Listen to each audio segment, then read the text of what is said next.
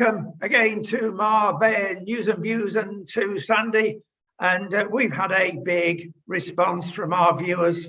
And that's mainly because I threatened to, privately, of course, to get a drone up above this naturist beach. She keeps nagging me about the naturist beach.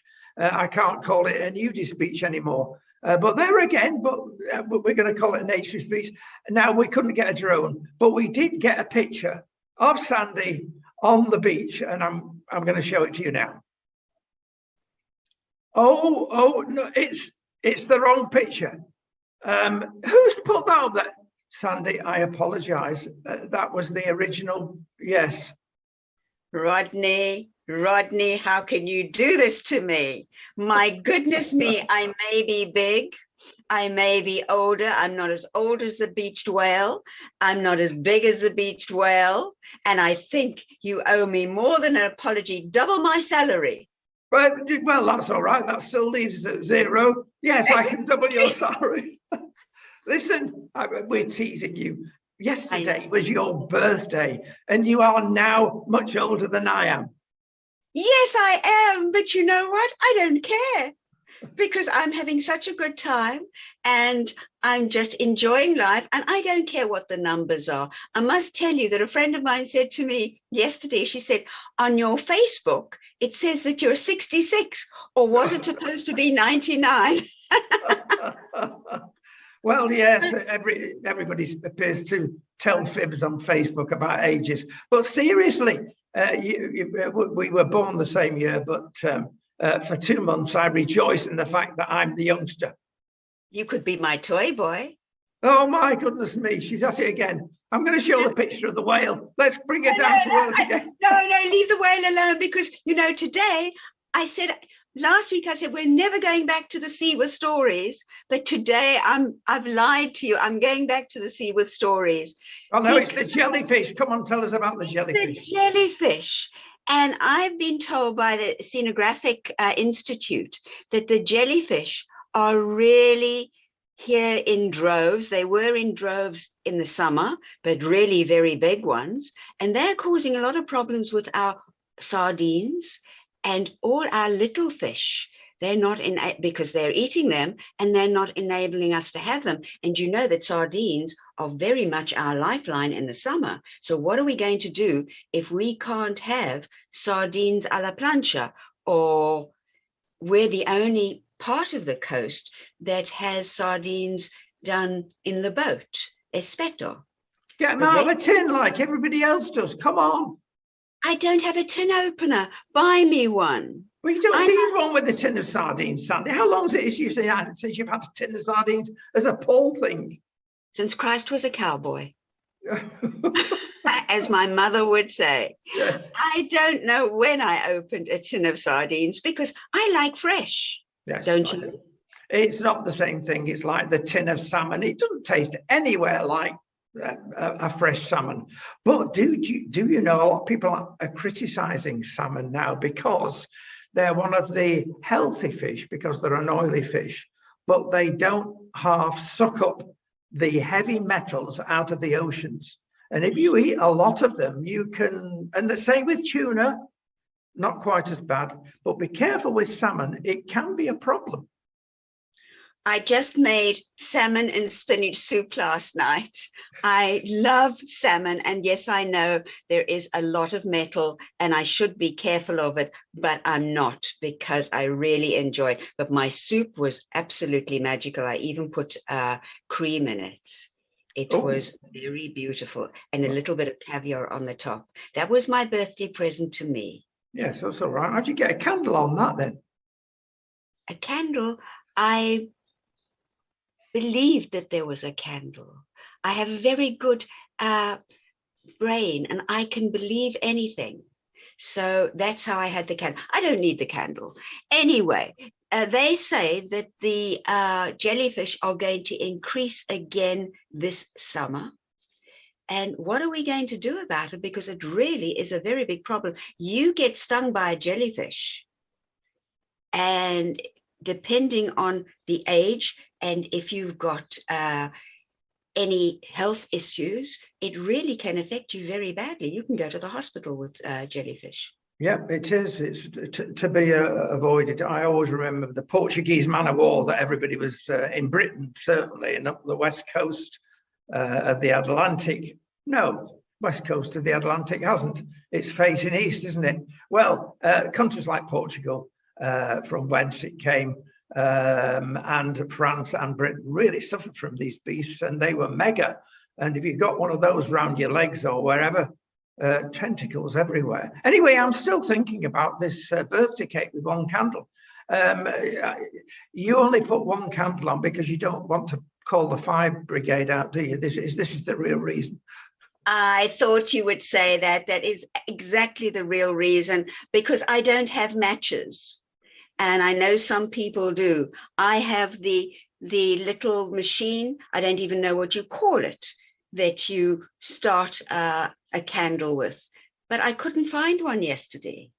Little machines, you mean that light the gas up, the pizza, whatever they call them? I don't know what they call them. It's a little lighter, I call it. Oh, well, yeah, I know the one you mean, with the flame, yes. Well, listen, we move on to Malaga. We got to go to Malaga because they're going to do big things, aren't they, in Malaga? Because they're developing the marina. They want more big cruise ships in there. And Qatar is supplying the money. Well, perhaps they've run out of football clubs, but the money will be supplied by Qatar. And it looks like in fact, the America's Cup, if they get this right, is going to come to Malaga. That'd be brilliant. That would be so brilliant for the sailors, for tourism, for everything that brings in money. And they're also saying that they're going to build shops in the marina. They're going to build a very big hotel. So they are going to make it very swish and wonderful, which, if we get the America's Cup, is going to bring droves in from all over the world. It is. Right? And I remember the America's Cup coming to the Isle of Wight because we were involved in filming from our boat up and down the Solent there, etc. I mean, we were absolutely, as we are every year. It's a disgrace. Perhaps it's all down to money, but we don't seem to get anywhere near the winning line in GB, do we? Rodney, I remember I used to take my boat to the Cows Week, and you couldn't get near anything there. I mean, because there are hundreds and hundreds of boats. I never ever did the America's Cup, but I did Cows Week, and there was also the Around the Island Week.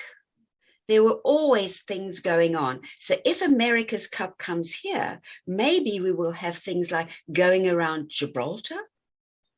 I'm sure. Over to Morocco even. They're bound to get that one in. Rodney, but we've got to wait until the 31st of March when we will get the results of where the American Cup is going to be held. So we can just keep our fingers crossed, pray that it comes to us, and then we can really talk about it. Indeed. Well, listen, we're going to talk about fires. Started in Ochen in the mountains, and they're blooming early this year. Now, we had a terrible time last year, especially around where we live in the mountains here. And the sky was lit over many nights round about us. And in fact, at one point, we were on the point of legging it and getting off the scene. So it wasn't very pleasant. And the ash comes down, the smell comes down, it's with you for days and weeks. It's not good. And we've had actually a very, very dry January. There was since 2005, they tell me. But lots of helicopters, lots of firefighters in Ochen. Yeah, and there it was because there is dry stubble. And that's why the fires are starting. But, you know, the fires before were started by actual people. We wonder if people are starting even these fires now. They haven't found anybody and they've just put out that it is from dry stubble and left it at that. But it's not only been there, it's been at different spots, but little spots. It hasn't been major fires, that the ones that we've had in years previous. But the firefighters are absolutely wonderful. They've got a tremendous job and they really do themselves proud. You never ever hear them complain. They don't ask for extra money. They really are a very good sort, and they go in knowing that they may not even come out. That's the kind of job. Yeah, I know. I absolutely agree with him. They are unsung heroes, and they don't take advantage of it like many people would and say, right, we want double wages, weekend, Saturday, bank holidays. Not that they have bank holidays in Spain. It's one long bank holiday. They'll find a puente anywhere, won't they, to celebrate? But they don't want extra pay. So well done them. Listen, talking about the weather and the fact that it has been so dry, every year we get this in Spain and in Portugal. They complain there's no water.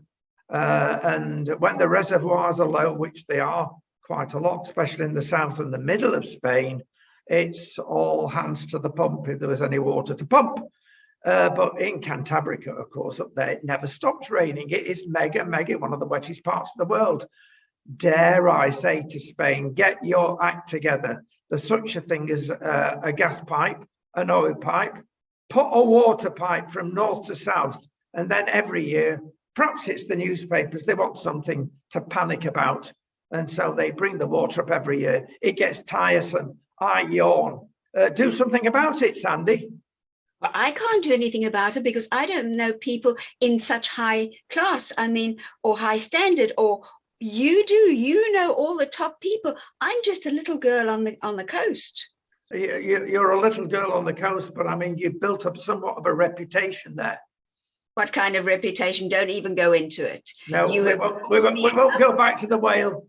No problem. But seriously, we really have got a very big problem because by now our reservoirs are half full at least, but they are near to empty, and it's already February. Well, there is an answer, of course, and Jesus Hill, long departed, of course, from Marbella, got the answer, and it was simple. There were several years when it literally did not rain. It was a very rare beast. And by the time the spring came, it was Panicville. And he said, right, we're going to build this massive desalination plant behind Marbella. Correct. And, as soon as the first brick was laid, it never stopped raining. So there's the answer, folks. Perhaps it would have been easier to pray. But no, they said we're going to build, and it rained, and it's never stopped since, because we do get a lot of rain on the Costa del Sol. Never mind what they tell you. It may only be for 20 odd days a year, but when it rains, my goodness, does it rain. It floods. It doesn't rain, it floods. We're knee deep in rain and cars are floating around. It really is very heavy. Sometimes it only rains for like 10, 15 minutes, but in those 10, 15 minutes, it really does pelt down. So let's just hope. Maybe you should take one brick and try and start building in your massive home. You have got such a huge home on so many acres here in Spain that it would help. Oh, she's now completely lost it. I don't know where she gets this from, but we're in the mountains. It does rain actually here more than the coast, but that's all right. We get our fair share. Put it that way. We're not short of water, but we're going to move on. I tell you what, we're going to move on, and that is.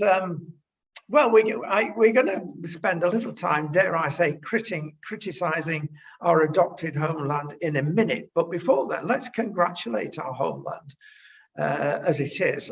On the way, doctors behave here. Now, there's obviously been hiding behind Zoom in all the countries, especially for GPs worldwide. Never really been that bad in Spain. And in fact, the Junta de Andalucía here in the south of Spain have actually said, right, let's encourage people to really get back to work, and we're going to put a limit on you. Don't dare say to your patients it's going to be longer than 4 days before you see a GP. There's no excuse. Get working. That's good. Because I'll tell you what, in GB, still you can wait a month before seeing a GP in GB. It's not good. But I'm going to jump in there because I am not happy. They've said that they are going to bring in younger doctors as well, and they're going to ask doctors in big practices that they should come in the afternoons and work, and then they would get through their flow. I've tried to get through to my doctor. The first phone appointment I can get is the 21st of February, and this was a week ago. So please tell me why I can't see him this month and why I've got to wait until the 21st for a telephone call. Yes, you're right. Well, there's an easy 5 days. There's an easy remedy now. You go to your local ambulatorio or even your town hall. It's been passed by the Junta de Andalucía, and you report them. Well, I am going to go to my town hall this coming week, and I will report it because I think it is wrong, and it's just a phone call, and there wasn't one appointment in February available to even be a face-to-face. Perhaps they don't want to see you, Sandy. Are they frightened of you? No, I think maybe you've put in a bad word for me. You blotted my copybook there. I've got a very sweet young doctor, but you know, all I want to know is why he didn't extend my medication. Ah, well, listen, let's rejoice in the fact that 400 new doctors are going to come online. Now, that's brilliant compared with the UK, for instance. You can't get a doctor anywhere unless, controversy here, unless you import them. And when they come over, they don't speak the language or have the culture necessarily, some do, from other countries. That is not good.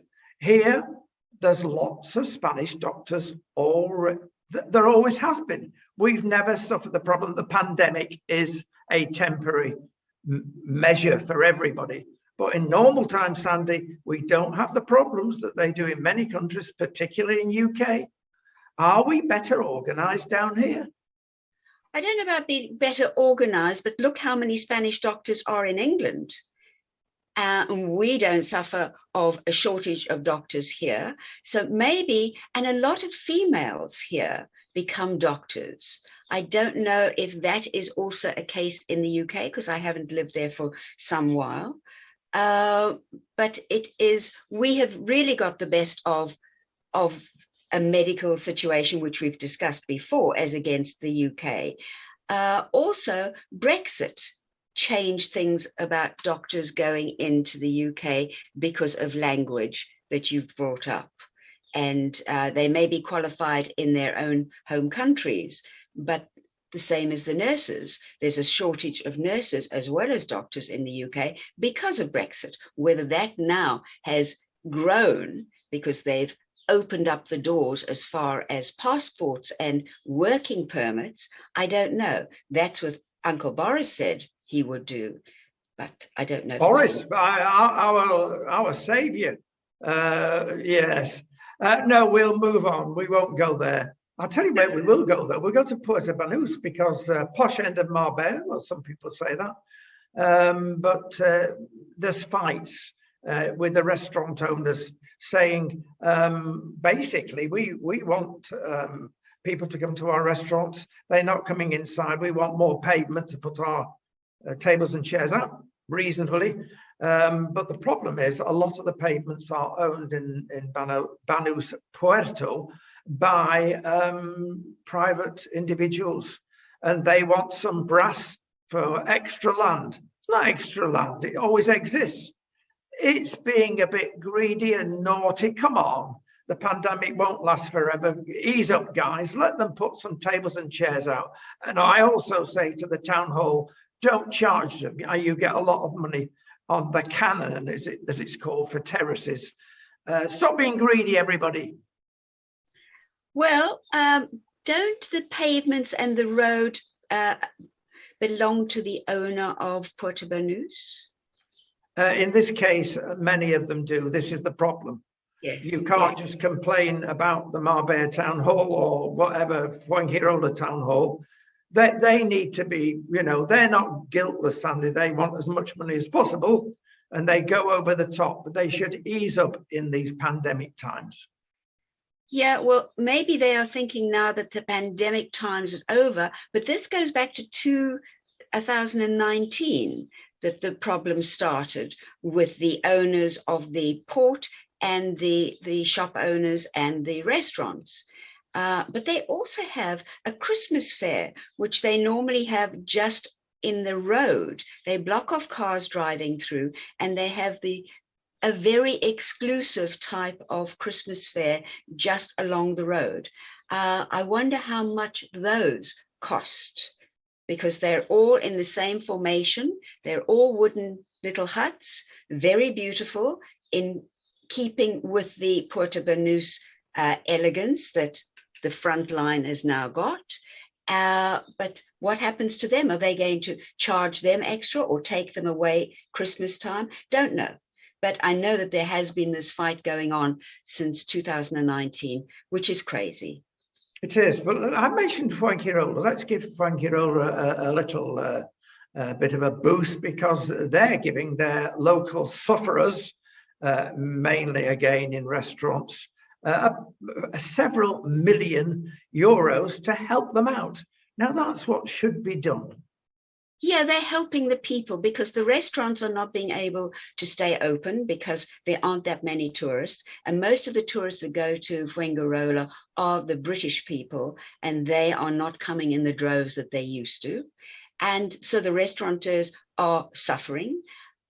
Even the shops are. And some of them that closed for just after Christmas, when they do close for a couple of weeks to give staff holidays, they're not able to open because there isn't money. So the town hall has said, okay, I think it's something like 5 million euros that they are offering to help people there, which should be done right throughout the coast, and especially the little places, although Fuengirola is not little, but it is still reliant on tourists. So the tourist places that really rely on, and the same as we discussed previously about Benalmádena, and shops were not opening and bars and restaurants were not opening after they'd closed down. Why don't Benalmádena give their people a sum that they can get off and start their business again? Easter is coming. I mean, Easter, okay, is late this year. It's the middle of April, but these people should now be getting their staff, now be cleaning their shops and restaurants and getting things ready for when the tourists come. And the tourists will be coming back, and especially now, because yesterday, the ban on children over 12 who have not had a double vac has been lifted. It has indeed, but there are big problems here. And I said we're going to have a bit of a moan, and this is the time, about Spain, because they don't always get it together. And tourism has really been called out. They've made some shocking decisions. In fact, this very morning, Simon Calder, who is one of the top guys in the world and writes columns for mainly The Independent, but he's in all the news channels, practically. He travels up. Yes, indeed. And we used to put out his program when we were populating the coast with MITV quite regularly. Real good guy is Simon, but he is fed up of Spain. He called out Spain this very morning, and he said, you don't know where you are. The schools, half the schools have already broken up for half term and have cancelled their holidays in Spain, because they should have, like practically every other country in the world, announced last week the actual things you have to do to get into. They keep changing it. Now, I've got a question to ask. Spain, you've made a real mess of this. It's going to cost you a fortune. We're congratulating local areas for looking after their local small businesses particularly, but it's got to be done on a national basis. And I ask the question, are there too many regions in Spain? There are 17. And you imagine 17 Nicola Sturgeon, Mark Drakeford, like we've got in Wales and Scotland and England, and the chaos they've caused. Multiply that by 17.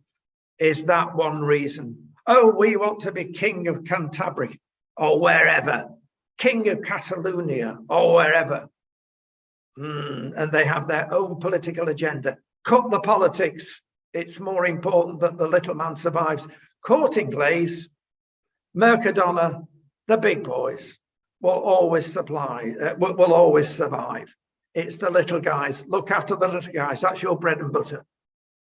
Absolutely. You're 100% correct. I don't think that they're going to do anything about it, because politics is money and politics is always going to rule the roost. So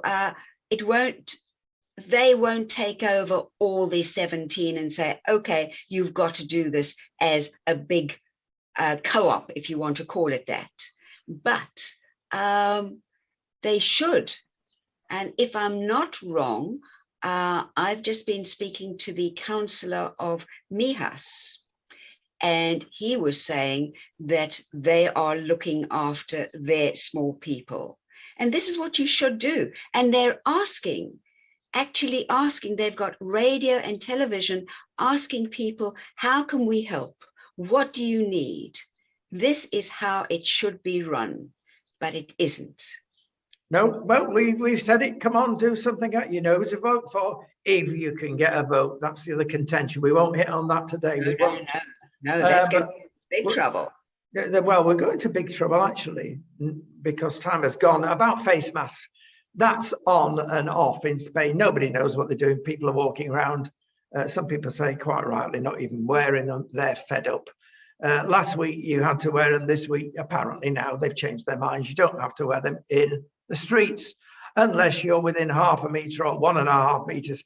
It's a nightmare, Sandy. As you know, we travel, we work in both Portugal and Spain, and we have connections, and we do the same with Britain.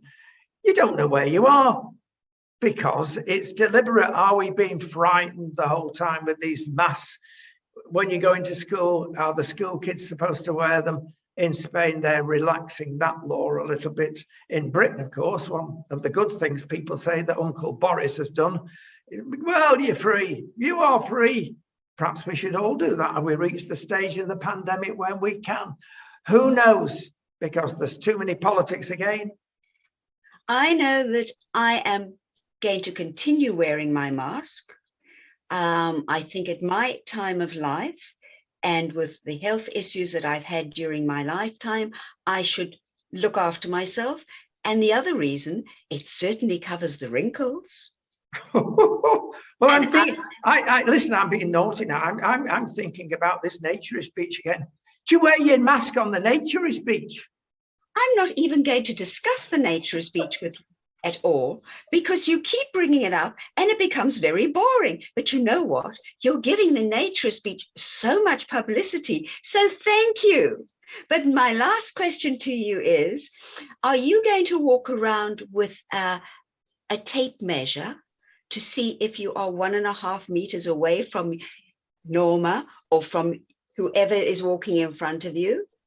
No, Norma walks behind me. I mean, I'm a firm believer in the Indian principle. Don't go down that road with me. On this, I'm going to say to you, Rodney, I love you dearly. I will see you next time, but please be kind to me. Oh, well, it's a birthday. Yeah, well, I was kind on a birthday. I sent you a nice message. We won't print that message. Sandy, it's been a joy. We will see you next week. Only if you're kind to me, but in the meantime, have a good week. Take care. Wear your mask when you are out, because you're only 2 months younger than me, and you've also had health issues. So be safe rather than be sorry. Whichever beach you're on, whether it be just near Estepona, in the aforementioned, at least wear a mask. Where you're going to put that mask, I don't know. It needn't necessarily go on your mouth. Rodney, you are so bad. Bye-bye, everybody.